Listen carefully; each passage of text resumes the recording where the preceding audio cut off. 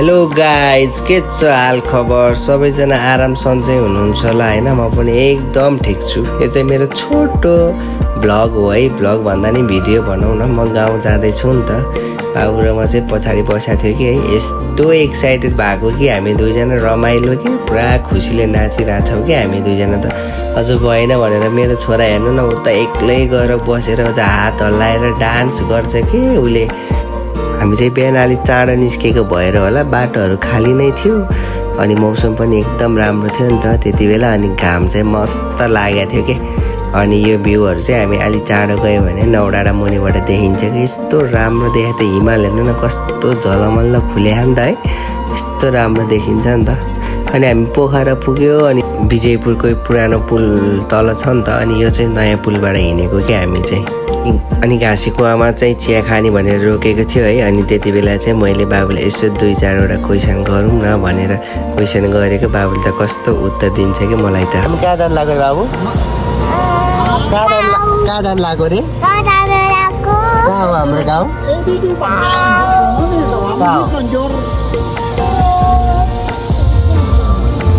त्यसपछि बाबुलाई मैले त्यो क्वेसन गरिसकेपछि हामी चाहिँ आफ्नो गन्तव्यतिर जाँदै थियौँ है। यस्तो बाटोहरू पनि यति राम्रो बनाएको कि अहिले त ओहो कुरै नगरौँ न बाटोको त। अनि मलाई चाहिँ झ्याउ लागेको थियो कि बाबु अगाडि गयो मामुसँग, अनि म चाहिँ पछाडि के गरौँ भनेर यसो भिडियो बनाएँ नि त आफ्नो। अनि यो चाहिँ मुगलिङको पुल, हामी मुगलिङ पुगिसकेको थियो नि त।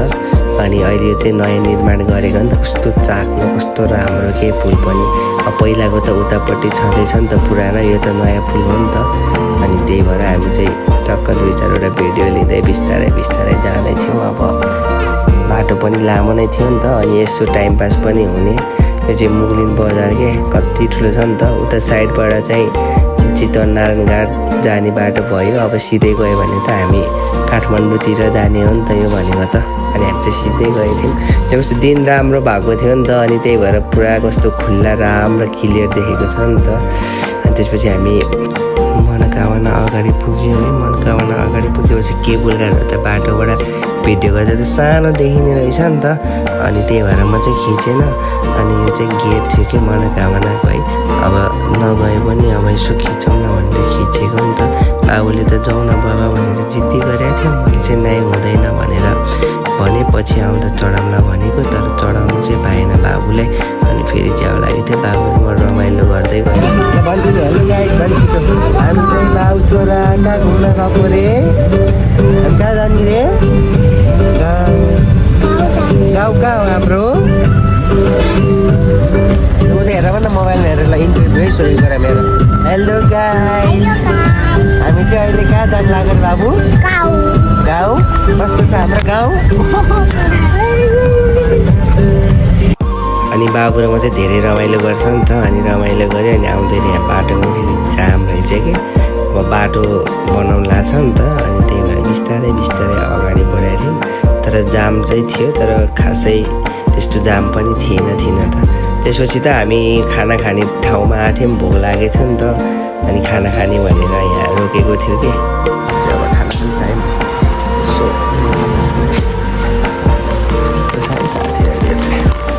ओइ सोही यता हेर ल, हाई गरिदेऊ। अनि हामीले खाना लिएर आएको। अनि बाबुले र बाबाले अनि सबिताले चाहिँ उता खाना खाँदैछ कि। अनि मलाई त धेरै भोक लाग्छ नि त। अनि त्यही भएर म त भात पनि धेरै लिएर आएँ।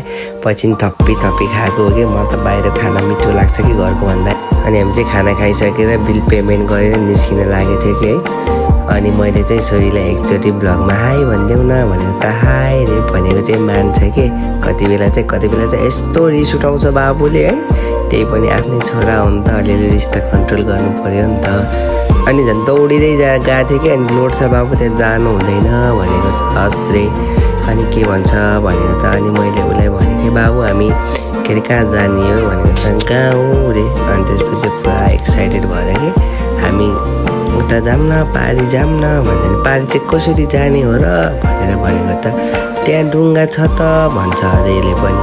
त्यो पारी स्विमिङ छ नि त। अनि त्यही भएर कि। अनि मलाई पनि यस्तो राम्रो लाग्यो, एउटा भिडियो खिच्थ्यौ न भनेर मैले बुढीलाई भनेको थिएँ। बुढीले खिचिदिएको थियो।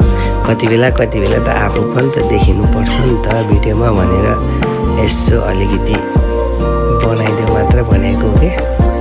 अनि बाबु चाहिँ पछाडि फर्केर मलाई हाई हेरेको कस्तो राम्रो देखायो कि बाबुलाई। अनि हामी मलेको पुग्यो। अनि मलेको पुगेपछि अब सिधै गयो भने त काठमाडौँ पुग्छ।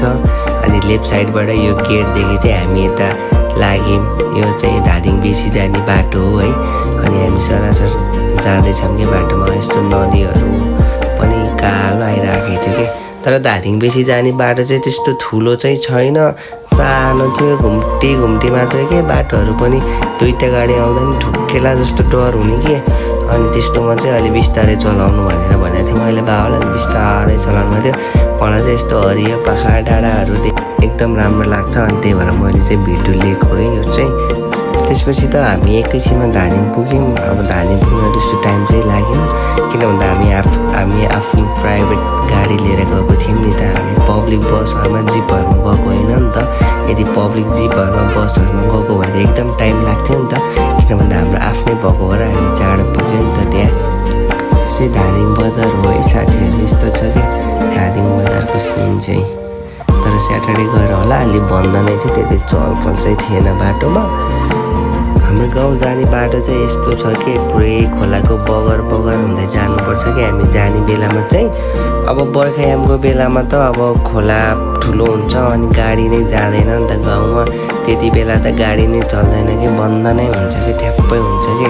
त्यही भएर धेरै गाह्रो छ कि हाम्रो गाउँ जानलाई पनि। अब गाउँतिर यस्तै हुन्छ नि त, गाह्रै हुन्छ।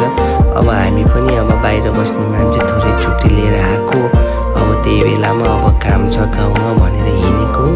पुरै बाटो देख्दा नि डर लाग्ने कि अब यस्तो बाटो जाँदा पर्दा त फर्केर पनि जाउँ भने जस्तो हुन्छ। फेरि आफू जन्मेको जन्मभूमिलाई त्यस्तो भन्नु पनि भएन नि त। सविता राणा मगर ल हेर त पछाडि गाउँ आएको रे। गाउँ आएको भन्नु छैन, माया गरिदिनु जन्मेको ठाउँ हेर्न आएको। मलाई भगाएर यहाँ ल्याएको भए सायद म बस्ने थिएन होला। बोलीको सुने त्यो चाहिँ बुढाबुढीले मजाक गरेको है। अनि भान्जा र भान्जी नै आउनुभयो थियो हामीसँग। भान्जाले बाबु बोकेको त एकदम सजिलो भयो कि हामीलाई है। अनि हाम्रो डे 1 को ब्लग चाहिँ आज यति नै हो। हामी यहीँ बस्ने हो नि त, आज रात परिसकेको थियो। अनि मैले बुवालाई जिस्काएर लामा दाइ भनेको त बुवा त कस्तो हाँसिदिनु भयो भने कि